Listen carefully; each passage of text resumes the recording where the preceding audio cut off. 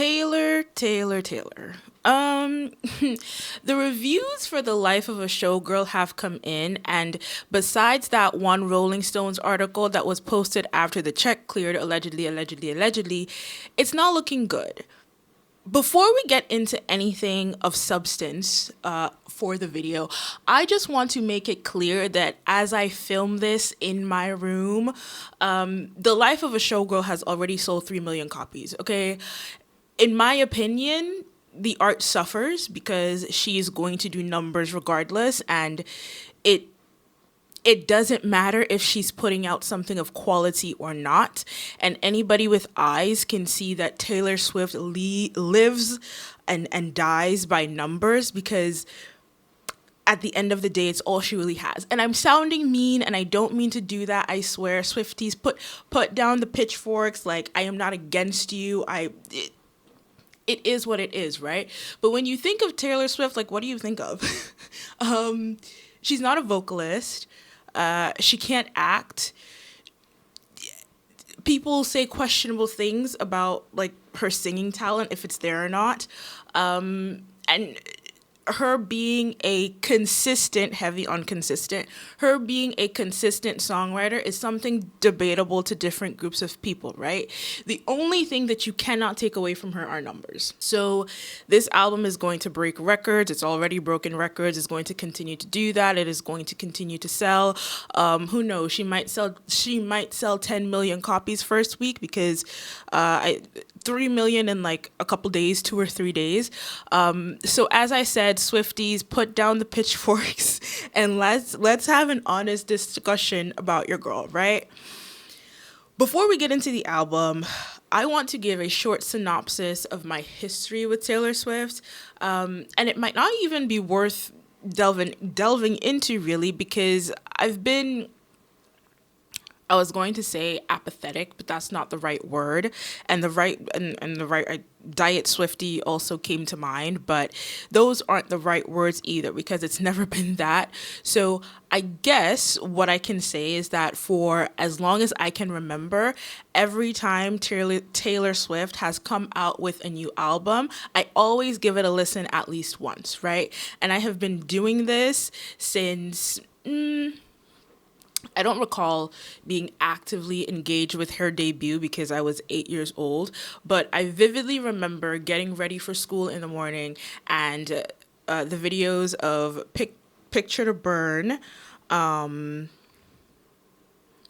was Picture to Burn and the other one. It's coming to my... Tear strings on my guitar. I vividly remember those videos being on MTV when I was getting ready for school in the morning. So there's that. That being said, I am the first to admit that Taylor Swift's music is not for me all of the time. If I had to rank them, do I want to rank them? I guess we can do it like really quickly for like shits and gigs. So the first two will be Evermore and Folklore. I don't make the rules, right? I prefer Evermore. If somebody wanted to argue that Folklore was the better album, I wouldn't be mad at that, but it's Evermore for me. It's always going to be Evermore. So you have Folklore and Evermore at the top, and then you have Red. That was just like a defining moment of my adolescence. Then we have 1989, then we have Lover, then we have Midnights. Would've, could've, should've is doing a lot of heavy lifting for Midnights there. Then we have Speak Now, Reputation, Tortured Listeners Department, and then lastly, Debut. Y'all, I don't know what the fuck I was on ranking those albums. Because like, I think in rewatching it, I put... Speak Now over Reputation, and though I only like 3 or 4 songs on Reputation, it's Speak Now is never gonna give that. So my definitive ranking, ever not including this album is at the bottom, of course, but Evermore, Folklore, Red, 1989, Lover, Midnights, Reputation, Tortured Listeners Department, Speak Now, and Fearless. I think that's good. And when it comes to Tortured Listeners, I've never actually listened to that album from front to back because it's just too much. Like, she needed to be edited down. Um so it is where it is based on the songs that I've listened to, and I've only listened to it in chunks because nobody has the time to sit and listen to that album from front to. Oh, and I forgot to mention, like, debut is at the bottom, of course. So, yeah. And I say all of this to say that I know Taylor Swift, right? The Eras Tour opened up this space of Mass amnesia. where people have turned Taylor Swift into something that she's not. And let me be clear, Taylor Swift has always been big, right? Since she came out the gate, she was never this unknown underground art. She's always been big, but Eras put her into a different stratosphere. And people like to pretend that it was always like this, but I was there when the ancient text was being written, okay? Before 2020, y'all wasn't fucking with her like that. You just weren't, right? Eras and Folklore did a lot of heavy lifting, and as sad as it is, I think the response to this album is pretty much people returning to form in a way. I saw some Swifties online talking about, yes, this is the purge, and we're purging the Eras Tour fandom, and the real OG fans are the ones who are. I don't think that's something to be proud of, you know? I don't think Taylor Swift would be proud of that. And also, Taylor Swift's music is a direct reflection of her fans and or what she thinks her fans want, because she is an individual, and I'm going to be repeating this throughout this video, but she is an individual who deeply cares what people think of her, and that amongst everything else is one of her greatest downfalls. But we'll discuss that once we, get to talking about the album. But before we do that, before we go into the tracks, because we're going to do it track by track, I want to get a few things out of the way first, okay? Taylor Swift said out of her own mouth, or it was a tweet, or it was something of the sort, that this album was going to sound like 1989 while keeping the same standard of storytelling as Folklore. That is what she said. Nobody held a gun to her head when she said that. That is the standard that she set for herself. So Swifties, you cannot be mad when people are upset that this album doesn't sound like 1989. First of all, I don't know why she brought Max and Shellback out of their mansions in Sweden to reheat Jack Antonoff's old nachos. If I were Jack, I'd be cackling right now, by the way. You can't be mad at people for wanting and expecting 1989 2.0 when you told them that they should want and expect 1989 2.0. You said that's what you were going to give, right? I've seen people say that if you want folklore, go listen to Folklore, and this is why artists can't grow and try new things. First of all, there's nothing new on this album. And secondly, she said she was given Folklore. That's what she said. There was specific intent with highlighting on every fucking post, on every promotional post for this album that Max and Shellback were producing, right? She was trying to reference herself in a way that I think she thought was going to be more groundbreaking than it actually is. And I don't know why y'all were so excited about Max and Shellback. Like, I guess it was the 1989 of it all. 1989 came out when? 2014? So that's 11 years ago. What have we seen in the past 11 years that, entice or that would make Swifties go like, yes, Max and Shellback have their ears to the streets. You guys wanted 1989. She knew you wanted to 1989. 1989 was like a big moment in her career, and that's what she wanted to do. If it didn't go the way that she quite expected, right? Let me also just add here that I think that Taylor Swift is a magician with no tricks. Currently, in 2025, that's what I believe that she is. Um, and that's not to say that I don't respect her, because I'm not quite sure in what way I respect her as an artist, but there is something there because, as I mentioned at the start of the video, I listen to everything that she puts out. I give her, that, not that grace, but, I listen to it. So there has to be some sort of respect there. But my issue is as an artist, you never want to regress. And I hate to invoke Beyonce's name, really, really, really do. But there's a reason why Beyonce is never going to come out and say she's going back to do an R&B album. I may stand to eat crow, word to Wendy Williams, but you never want to go back, right? You never want to go back because you're going to be stuck. Taylor Swift, that was 10, 11 years ago, I said. Taylor Swift is 34, so she made 1989 when she was 24. Why would you even want to invoke that kind of expectation for your new project? You should want to keep going forward. But everything is so seeped in nostalgia. I guess that's what it is. Everybody's so seeped in nostalgia, and that what folklore and 1989 were, as I mentioned, career highs for her, so that's what she wants to do. But I don't know. I think, as I mentioned at the start of this, she's a magician with no tricks and nothing left to pull out of the hat. Next, the lyrics on this project. The lyrics and the thesis for this part of this video is that we can't have it both ways. I saw this one tweet along the lines of Taylor has already proven that she can write, so you guys need to shut up and enjoy the album. You guys want female artists to be perpetually miserable, and I'm just like, is it crack?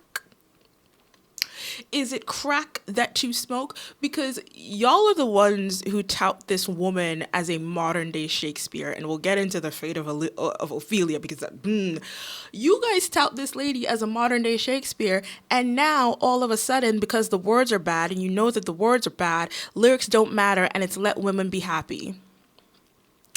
But I thought she was singer-songwriter. Why is it bad that we want singer-songwriters to sing and write? This is the same woman who made it a point to write Speak Now, as in the album, by herself because the streets were saying that she doesn't write her own music. And she said, I can't have that, deeply cares what people think about her. And she has every right to feel that way, right? For better or for worse, she values songwriting. And to just shake that off, no pun intended, because she has now become a living parody of herself is an interesting choice, by the way. And the next thing that they like to say is that you hate fun. You hate fun, and this is a glitter gel pen album. Glitter gel pen albums can't be cute, can't be written well. Don't tell me that I hate fun, because I was on these YouTube streets 10 toes down defending Permission to Dance by BTS when it came out, because it really is the thought of being young. Don't talk to me about having fun, because when I wanted to have fun, y'all did not want to have fun.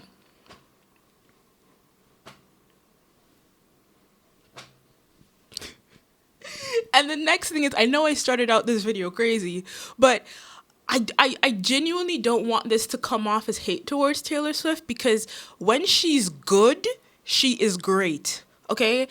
They told me all of my cages were mental, so I got wasted like all my potential, and my words shoot to kill when I'm mad. I have a lot of regrets about that. I was so ahead of the curve became a sphere, fell behind all my classmates, and I ended up here, pouring out my heart to a stranger, but I didn't pour the whiskey. I just wanted you to know that this is me trying. This is a state of grace. This is the worthwhile fight. Love is a ruthless game unless you play it good and right. These are the hands of fate. You're my Achilles heel. This is the golden age of something good and right and real. Lord knows the heavy lifting that, run it. Leaving like a father, running like water. Lord knows what that line did for the fate of Cardigan. When she's good, she's incredible. So that is the standard she set for herself. But and people are saying you can't expect her to meet that standard all of the time. Like, if you don't want to meet the standard for yourself, I guess I can't expect that of you. But it's impossible that in 2025 you want to talk to me about the new heights of Travis Kelce's and how love was the key to open your thighs over an interpolation of I Want You Back by the Jackson 5. And in relation to this, I'm seeing the Swifties say, oh, this is satire. And no, it's not. Stop lying.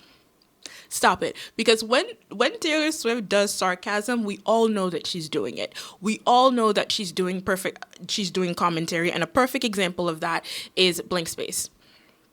And I don't give 1989 all of what you guys give it. Y'all refer to it as pop perfection, and I let you have it, even though I can make the case for Red being her first pop album. But truth is truth, call a spade a spade.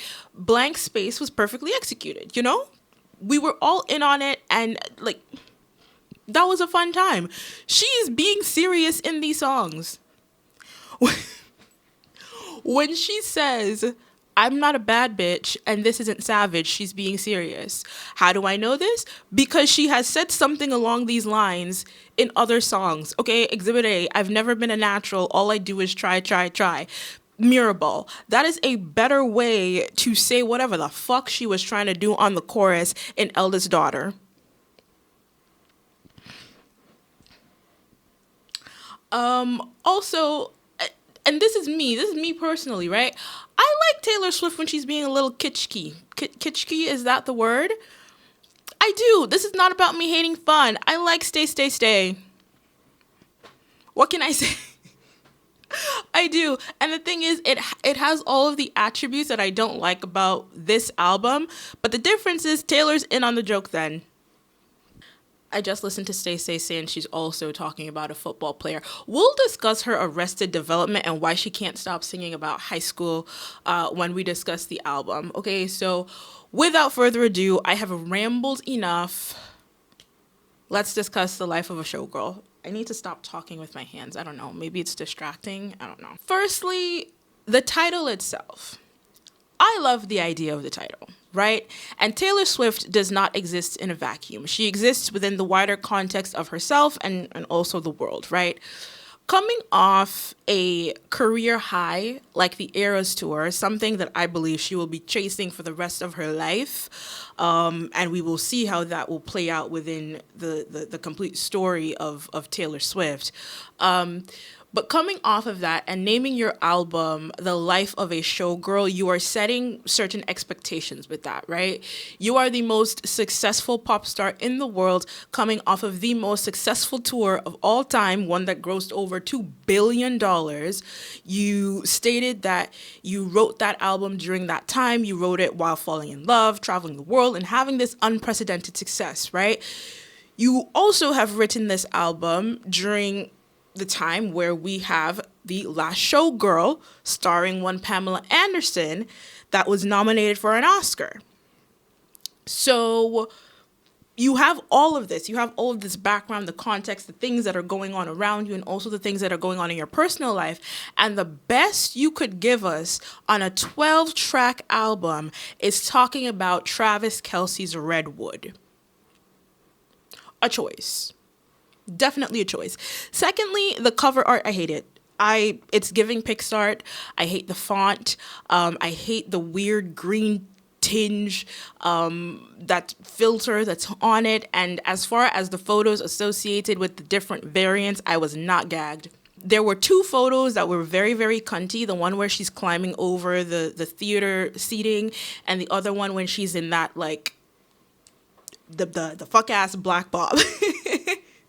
But I say fuck ass Bob with all how do you say, sincerity. I liked it, right? You know what it gave and what this entire album gave. And take this with a grain of salt, because that lady is a billionaire and I know that she's a billionaire, but it's giving, hey, I spent hundreds of millions on these masters, and I need to recoup. So let me put this out and see what we can get, girl. But without further ado, let's get into it. We have the first track and the lead single, The Fate of Ophelia.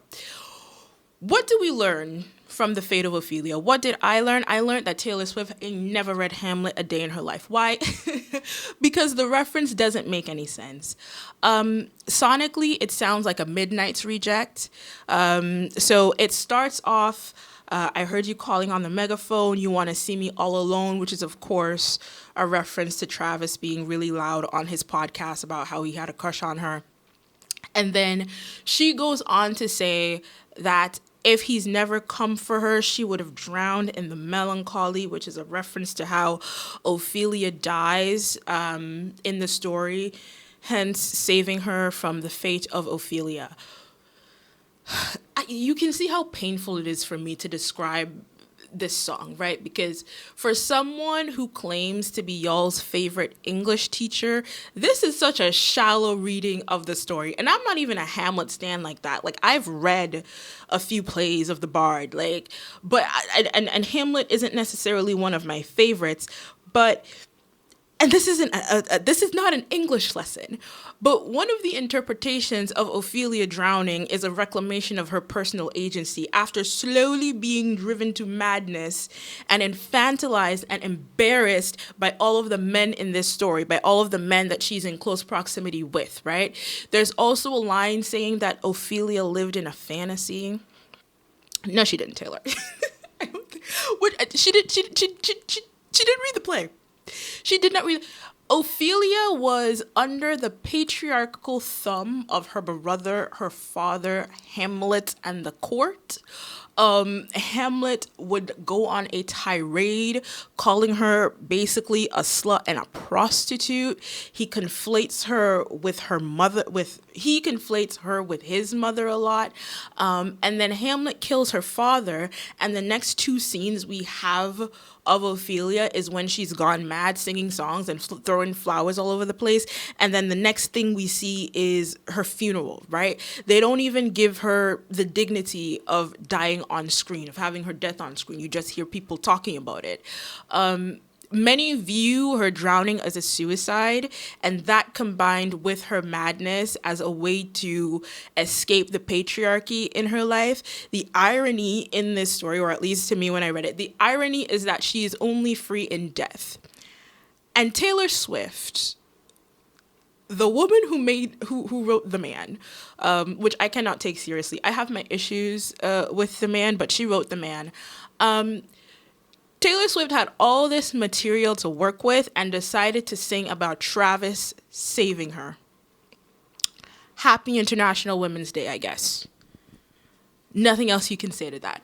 But also, that was not the way that I was expecting the story to go. I was expecting her in some way to invoke Elizabeth Siddall, especially seeing that the next song on the album is Elizabeth Taylor. I thought that was like a low-hanging fruit. If you don't know, there is this famous painting of Ophelia. I can't remember the artist's name who painted the painting, but it's a depiction of Ophelia like laying in the water, singing, dying, or whatever you can, right? And Elizabeth Siddall was an artist in her own right, and she was a model and a painter, but she often was overshadowed by the men during her time. And the day that she was posing for this painting, the painter, he's a famous painter. I'll insert his name, but he painted this during the winter, and the days were long and the nights were cold. So what they would do is that they would have oil lamps under this metal tub that Elizabeth was laying in, and then like the flame went out, and then Elizabeth didn't say anything, and then she ended up getting pneumonia, getting really sick. She was prescribed laudanum, highly addictive. She went on to marry a horrible man. And when she died, this man literally buried her because he was a poet, he was also a famous painter, he buried her with poetry, and then a couple years decided, I want my poetry back, and then he exhumed her body. So not even in death did she receive it. And also he was abusive to her. That wedding, that marriage was, there was, Elizabeth Siddall lived the life of Ophelia, okay? She did not escape the fate of Ophelia. So I thought we would get some of that, but alas, we had to listen to how Travis takes her down every night. Track number 2, Elizabeth Taylor. This song is less egregious than most, right? I like the beat. it's a good beat. And she's moaning all over the song, and it's another song about Travis. And this is where I went, okay, the promise of the premise will not be delivered. It is not going to pay off, because if we can't invoke showgirlship in a song about Elizabeth Taylor, then, you know, if you can't go to Bella Noches, where can you go? Where can you go? Basically, the song is trying to say that, you know what, I've had all of these lovers who've said that they could handle being with me, but when push comes to shove and the going gets tough, those who claimed to be tough did not get going. I feel those are like better lyrics than some of the lyrics on this album. What I just said. And the Elizabeth Taylor references, I presume, are her having 7 husbands and her relationships over the years. This would not be Taylor's first time referencing Elizabeth Taylor. Yeah, it's so Elizabeth Taylor, but Elizabeth Taylor liked the E in her name, so Elizabeth Taylor. On Are You Ready for It, we have the famous You Can Be My Jailer, Burton to This Taylor reference that Taylor does. Also, I did not know that Joe's parents' names were Elizabeth and Richard, coincidentally. We have the white diamonds of it all, and then she uses these references to sing about Travis. But the thing is, she's done this before. When I heard this, I said, this is a Reputation reject. Why? It sounds like a Reputation reject.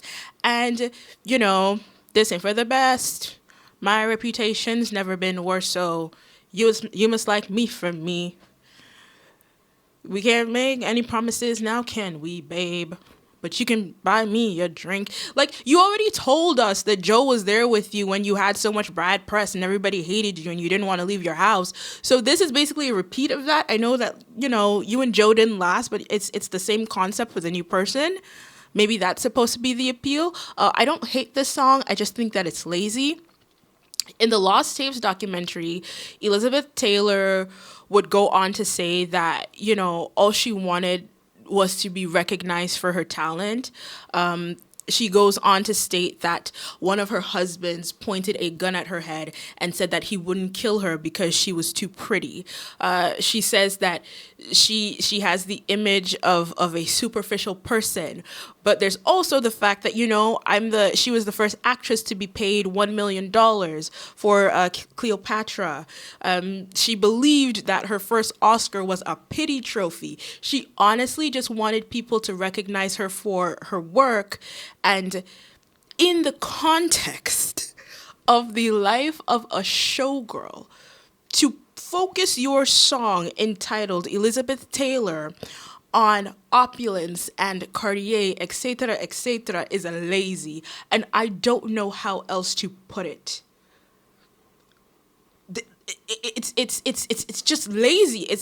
The premise does not pay off. You have so much material to work with, and now I think about it, because the next song that we're gonna discuss is Opalite, and it's reheated nachos from Red as well. She could have easily done the Lucky One / Great American Dynasty in terms of setup for this song, but hey, it wouldn't be the Folklore and 1989 crossover that she promised. Track number 3, Opalite. I hate this song. It gives Starlight from Red. If you're not like a huge Taylor Swift fan, I'm not a huge Taylor Swift fan, but as I mentioned, I listen, okay? Go to the album Red, listen to Starlight, and don't tell me that, don't tell me that is like not the same song in a different font. I know that this is a favorite for most people, but I genuinely have nothing to say about this. Opal is Travis Kelce's birthstone. The second verse is a dig at Kayla Nicole, Travis Kelce's ex. Taylor's trying to insinuate Taylor's trying to insinuate that Kayla was using him for Instagram likes, right? You couldn't understand why you felt so alone. You were in it for real. She was on her phone and you were just a pose. Okay, girl.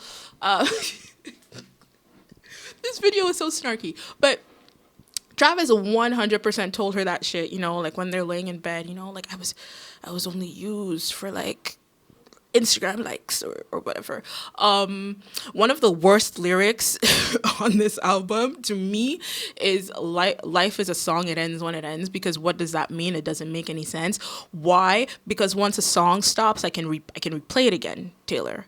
Once life has ended. I don't know.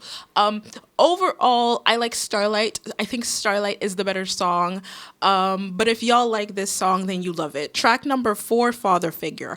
I would just like it to be known when we are 4 tracks in, and the 4th is when I can say, okay, we're getting some, elements of being a showgirl. Showgirlship comes with exploitation, and we're crawling on the surface. And this song is essentially about her getting her master's back from Scott Buscetta.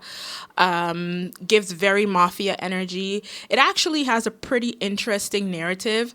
In the beginning verses, she's speaking from his perspective, and then we get to the bridge where she changes the point of view, which, this is a Taylor Swift 101 tactic. She's used it in multiple songs. First one that comes to mind is No Body, No Crime.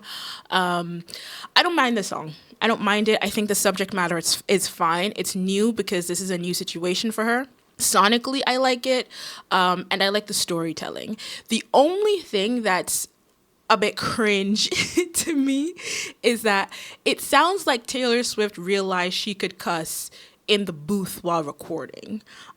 She sounds so strange saying that her bigger. She sounds weird saying the word. I don't know. In the clean version, she says because my check is bigger, and I think that actually fits the song better.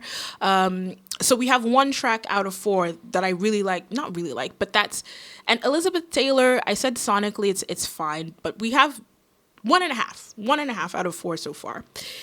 Then we get into track 5. Is it the worst song on the album? Maybe. And it's possibly the worst song that Taylor Swift has ever written. Taylor Swift is a comedian. I have listened to this album back to back, front to back, 4 times. Once on the night that it was released. It was after midnight. I didn't even have my headphones in. I was just listening. And I'm old as fuck. So I thought my ears must be deceiving me. I then listened to it at work on Friday. Then I had to go to the dentist on Friday as well, so I listened to it on the car right there. And then the last time I listened to it was on my run this morning. When I tell you that somebody needs to take her phone away because she's on the internet too much. Taylor Swift, as I've mentioned before and will continue to mention, deeply, deeply cares what people think of her. So I realized that that's like the 3rd or 4th time that I have uttered that phrase, that she deeply cares about what people have or what people have to say about her.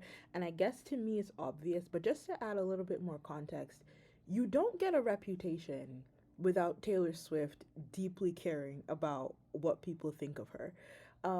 You don't get a Who's Afraid of Little Old Me without Taylor Swift deeply caring about what people think of her.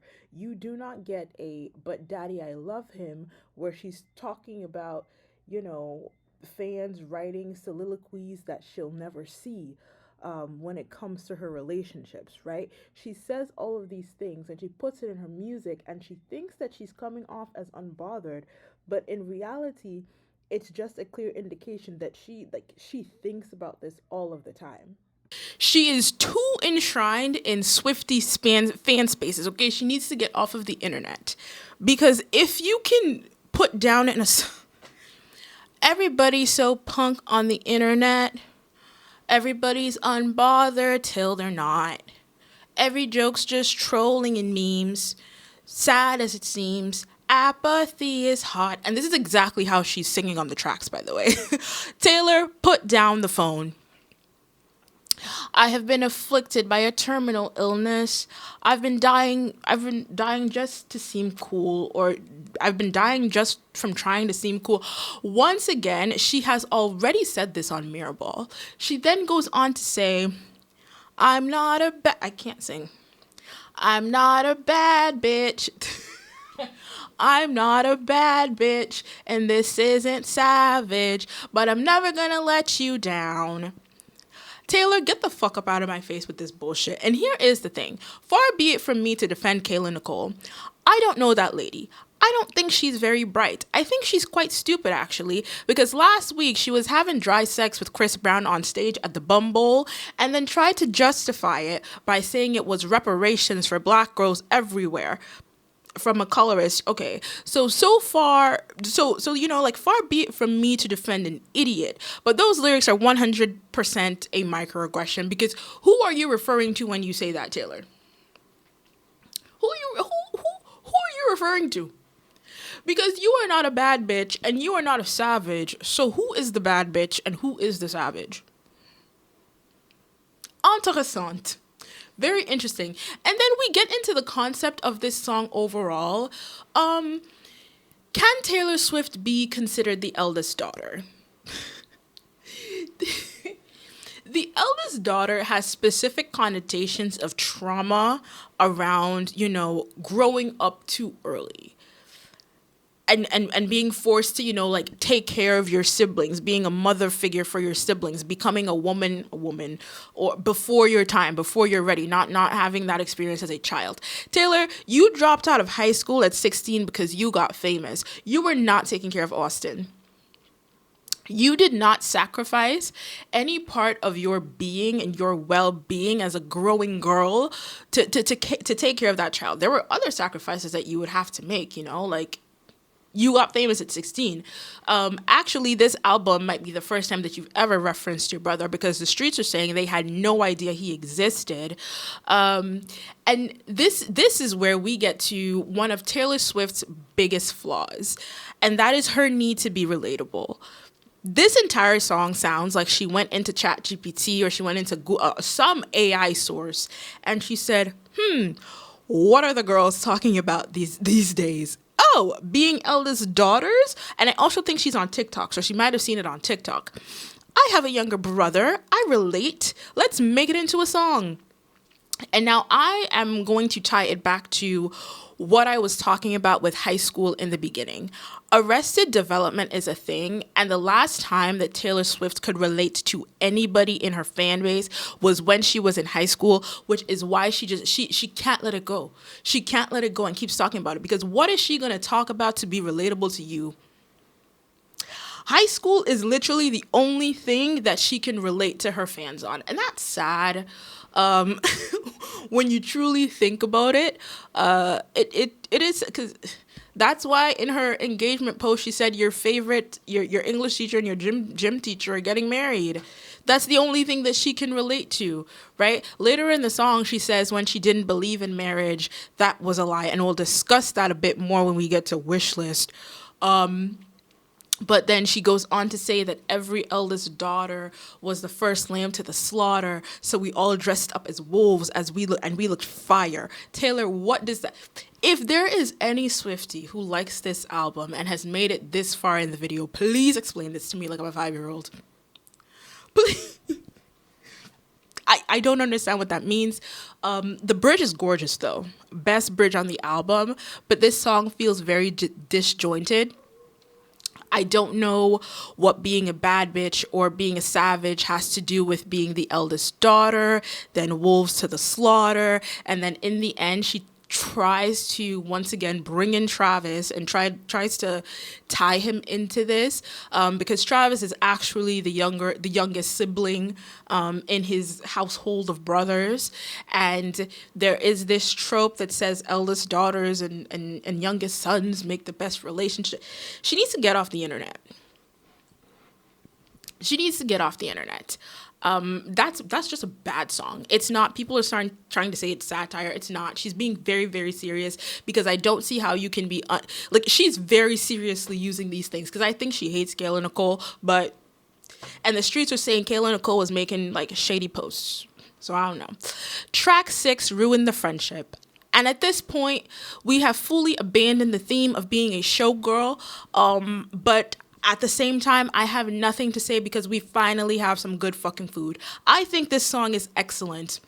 I think this song is excellent, and that's me being biased because it sounds like Evermore. And I won't say that it sounds like an Evermore reject because it could easily slide right behind Right Where You Left Me and be situated there, right? References high school again, but I'll give it a pass. I'll give it a pass.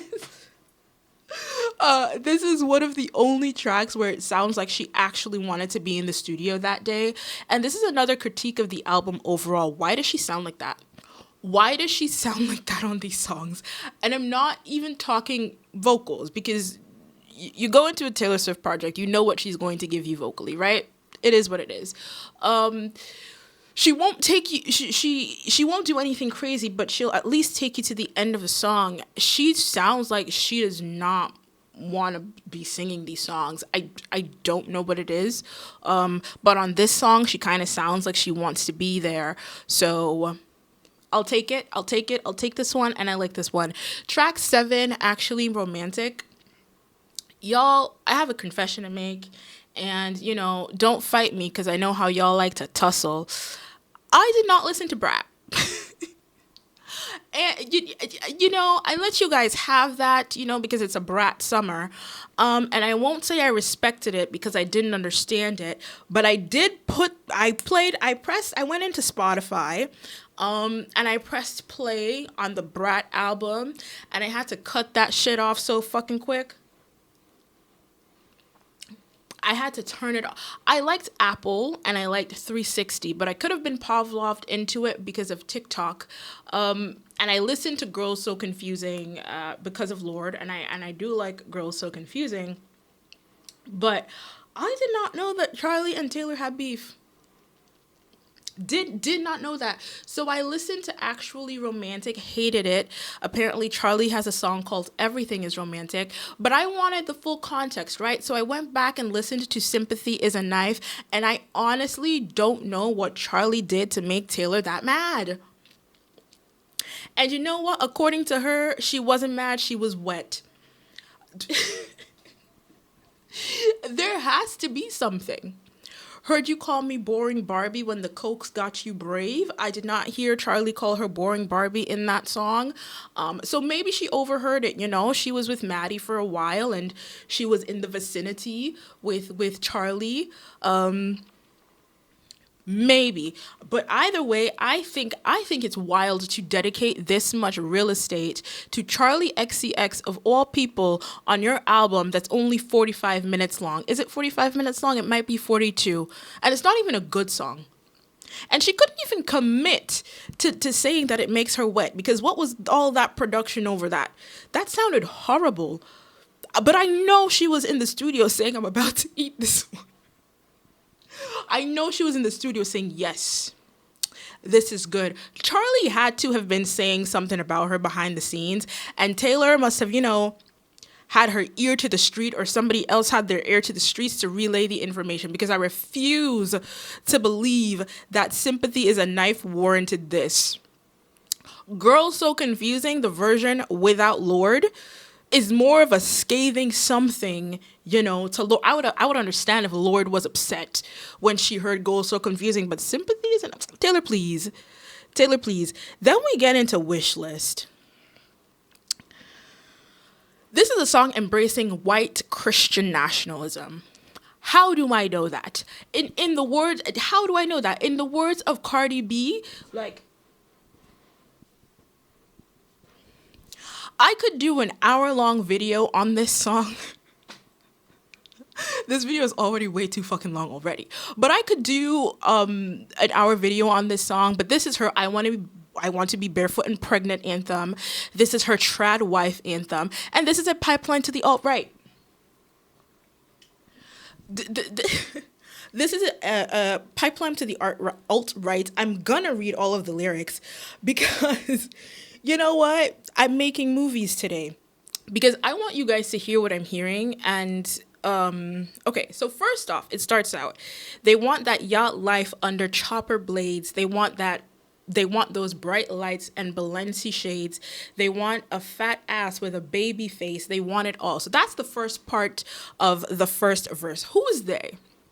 And that is my question throughout this entire song, right? Because she keeps talking about they want this, they want this, they want that, and I want something different. So who is they? There are different theys that she's talking about. In this first section of this first verse, she's talking about black people or black women. I need you guys to walk with me. And I say that specifically because there are just tones in this, and based off of everything that she said before, based off of how we know that she feels about Taylor Nicole at this point. And also, they want that yacht life under chopper blades. Have y'all seen that video of Travis Kelce and Kayla Nicole on that boat? I think that Taylor Swift has seen that video. So I think that is what this first part of that first verse is in relation to. Then it goes on to say, they want that complex female character. They want that critical smash Palme d'Or, I don't know, an Oscar on their bathroom floor. They want it all. And then she goes like, and they should have what they want. They deserve what they want. Hope they get what they want. I just want you, referring to she just wants Travis Kelce. Who is the they in this part of the verse? I hate to say it, but I think she's talking about herself. In like, they want that. Taylor Swift, you wanted these things last week. You wanted these things last week. They want that complex female character. How does the man start? I would be complex. I would be cool. They say I don't know. That song pisses me off. But I know that it starts, I would be complex. I would be cool. They'd say I'd played the field before I found someone to commit to. That's the second verse. But Taylor Swift, you want accolades. You want all of these different things, or at least according to this song, you wanted it at one point in time. Like this was last week.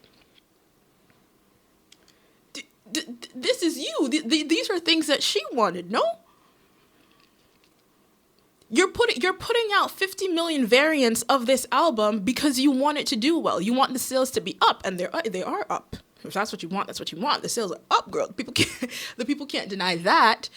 But you wanted all of these things. You wanted a career. You wanted to be known as being the biggest pop star in the world. And now that you do have it, because you found a man, it doesn't matter anymore. Very, very interesting. So in the chorus, so she goes, I just want you, have a couple kids, got the whole block looking like you. We tell the world to leave us the fuck alone, and they do. Got me dreaming about a driveway with a basketball hoop. None of you play basketball. Boss up, settle down. Got a wish list. Her wish is to settle down, girl. This is so fucking stupid. And then the second verse is where it gets like, it's giving alt-right pipeline to the alt-right, right? She goes, they want that freedom, living off the grid. They want those 3 dogs that they call their kids. Taylor Swift, you're a cat lady. That you have 3 cats that you call your kids. And that good surf, no hypocrites, they want it all. She's talking about feminists, right? She's now engaged to be married, and she's saying that you people, as in they want freedom. They don't want to get married. They have pets instead of children. But me, I'm a good woman. I want children. You tell me if I'm saying something wrong. I really, really want you to. I don't know how to interpret this song because I'm listening to it, and the entire time I'm like, who is they? Who the fuck is she talking about? But it's different people. They want that freedom. So they want those 3 dogs that they call their kids. Then she goes on to say they want a contract with Real Madrid. I don't know what that means. Does that mean that people want jobs? They want that. Sorry, heard something. They want that spring break that was fucking lit, and then get that video taken off the internet, as in people want to live their lives and don't want it to be broadcast, but like all of your mistakes live all of your mistakes are on the internet. I don't know. And then very cynically, like, they want it all, and they should have what they want. They deserve what they want. I just want you, want a couple kids, tell the world, leave us alone, dreaming about a basketball hoop.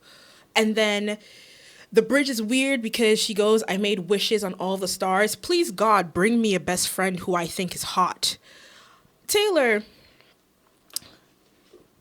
on the prophecy, you were hooting and hollering. Please, I've been on my knees. Change the prophecy. Don't want money, just someone who wants my company.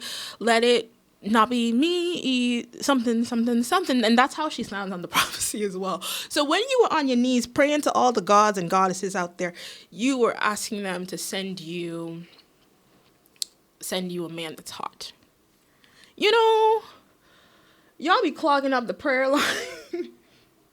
I mean, I don't pray, but for the people that do, I'm assuming you're clogging up the prayer line.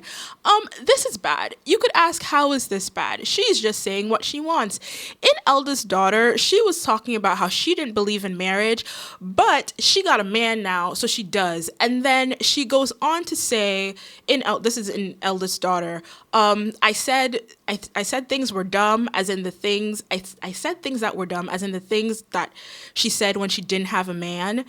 She said that because she didn't have a man worth marrying, because she, quote, never thought she'd find that beautiful, beautiful life that shimmers in the innocent light, or something like that. I'm recalling this shit off my head.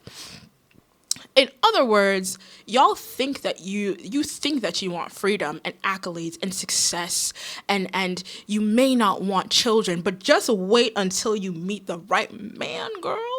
Like, I have now met the right man, and all of those things, I promise you, will cease to matter. This is what this song is, and here is the thing.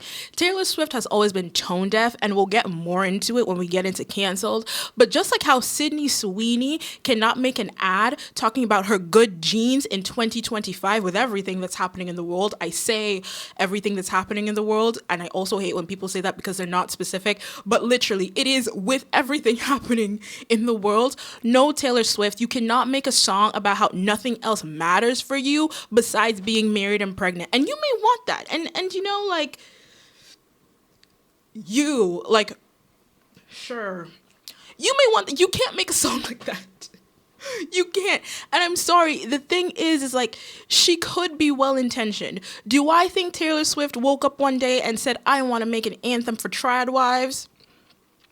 To tell you the truth, maybe she did, because she made Canceled while actively being friends with MAGA and a fiance who said he's proud to play football in front of that man. Maybe, like, this is what she intended. I don't know. I don't know. I don't know why she would put this out. If I'm reading the text incorrectly, I just need somebody to tell me who's they. That's all I need. Track number 9, Wood, Trash. She is getting down by Travis and does not know what to do. And she wants us all to know that he has a big. This song is basically trying to say that in her past relationships, she's been superstitious, i.e. wishing on shooting stars, black cats, and has to knock on wood. But she doesn't have to knock on wood this time, because this relationship, you know, guys, this relationship that she has with Travis Kelce, she doesn't have to knock on wood because she's so secure. And she's using us to tell us how big Travis's wood is, and I am going to it's really bad.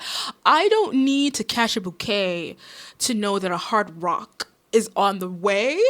And I lied about what I said about ruin the friendship. On this song, she's singing it like she wants to be here, right? When she says the curse on me was broken by your magic wand, the new heights of manhood, his love was the key to open my thighs. I'm dying on the inside. 3 songs left. Track number 10, Canceled. So the Swifties hate Blake Lively. To be be honest, I don't know half of what the hell is going on with Blake Lively and Justin Baldoni, and I don't care either. But when everyone starts their dislike for someone I've always hated, it always makes me not want to voice my opinion on them because I don't want to be associated with y'all.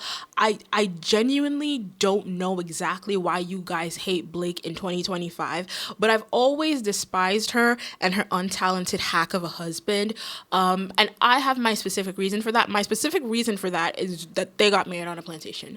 And when you get married on a plantation, like everything you wear is ugly. All of the movies you have will flaw.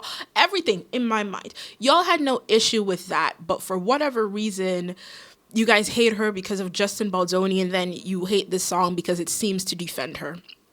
First of all, a 35-year-old white woman unironically singing about being canceled in the year of our Lord 2025 is nuts. And secondly, y'all know that she and her husband are openly and happily associated with Trump supporters, right?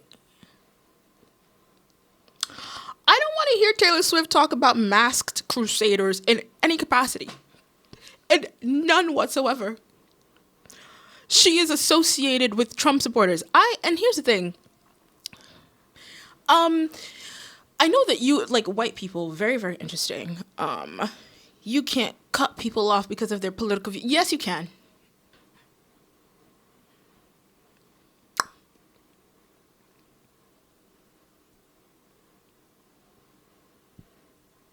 She likes her friends canceled, right? She likes them cloaked in Gucci and scandal, right? I just know that she called Brittany Mahomes and they had a key over this. I don't care if this song is about Blake or not. The issue is Taylor Swift has not built up enough goodwill with me, at least, and like her goodwill with me is meaningless. I understand that, right? I'm being facetious, but she hasn't built up enough goodwill with me to be given the benefit of the doubt. You don't know where Taylor Swift stands on anything. Nada. I couldn't stomach watching Miss Americana, where this girl was having a panic attack about speaking out about an election. I had to cut that shit off. If Hayley Williams released a track list and one of the songs on there was canceled, all caps, exclamation marks, I would say, intéressant. I don't know if you can see the writing on my shirt. It's French. But I would say, interesting. Let's see what Hayley has to say, because you know exactly where Hayley stands. Racist. Hayley Williams is going to rack a racist whenever she's given the chance. Whenever there's a mic in front of her. Taylor Swift, not so much. Ironically enough, she has a lyric about being tone deaf in the song, and that's what this is. It's incredibly tone deaf. You cannot extrapolate Taylor's art from the world in which it exists. You cannot want to be relatable, but also live in a bubble. You like your friends canceled and dripping in Gucci. And you can't, like, it's like you want to be involved in your fandom and be relatable, but you also want to be a clueless billionaire at the same time. She knows exactly what's going on. She knows what's going on. You cannot convince me that Taylor Swift is not aware how these songs canceled and also Wishlist would be perceived, because she knows exactly what she's doing. She told you guys that she's a mastermind. She's not calculated. She's strategic. She's a mastermind. She told you this, right? I don't want to hear about Taylor Swift ever sing about a cloak. Please. Track 11, Honey. This song is boring and forgettable. Standing here in front of you, I really can't remember what it's about. She likes it when Travis calls her pet names and when he compliments her. I don't know what y'all want me to say at this point. Track 12, thank goodness. The Life of a Showgirl featuring Sabrina Carpenter. I have another confession, and once again, don't fight me, but I have not listened to Man's Best Friend in its entirety, and saying in its entirety is a lot, because I stopped at tears in the track list. But does Sabrina Carpenter always sound like that?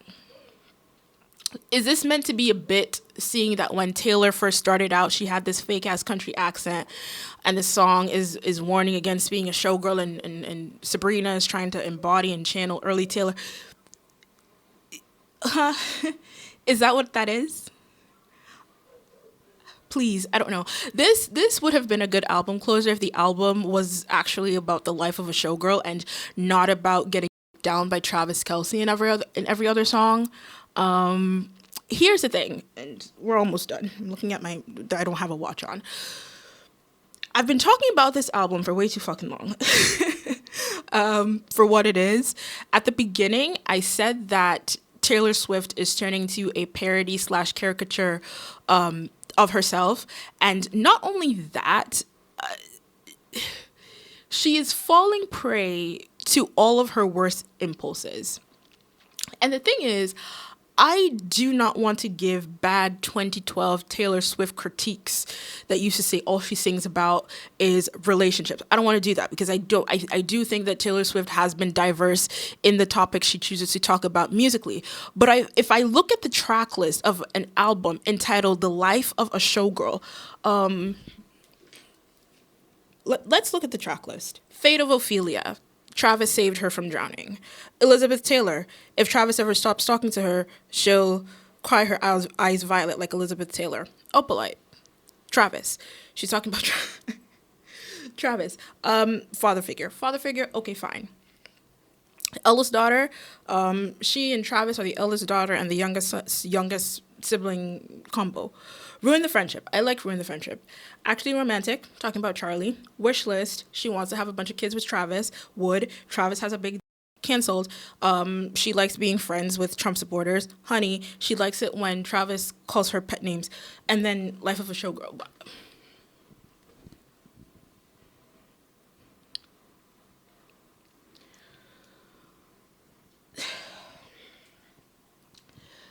She said this album was going to be her life and her experience on the Eras tour. And you were touring, doing so many shows, having these amazing experiences in different countries. And the most important thing you thought to talk about on a 12-track album was your man. Do you guys understand what I mean by alt-right pipeline?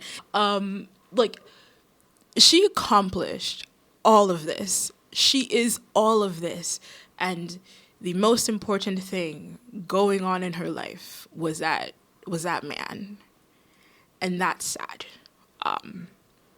Should we be sad for I'm not sad for a billionaire. Fuck out of here. That was the album.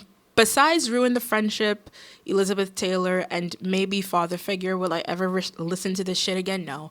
As I said, I feel bad for the Swifties because her music is a reflection of them and they're still going to buy it and it'll be the biggest thing ever. But she really went into the studio and said, they are going to love this. If this is what my fave thought of me, she phoned in this album and this is what she thinks y'all are worth. Now, y'all are complaining on the internet that you bought 4 versions of an album that you don't actually like. Good luck to all of you, and I mean that sincerely. Guys, that was the video. I hope you had fun. I didn't. I'm joking. I did. Every time I say I'm going to come back, something always, happens. And I've been really, really busy these past few months, and life has been... Anyways, okay. I'll do this. That's really bad. Okay, my light has died, so we're gonna end it like this. Thank you guys so much for watching. And I can't say exactly when you'll see me, but it won't be as long as last time. I appreciate you watching. Thank you so much, and I will see you in the next one. Goodbye.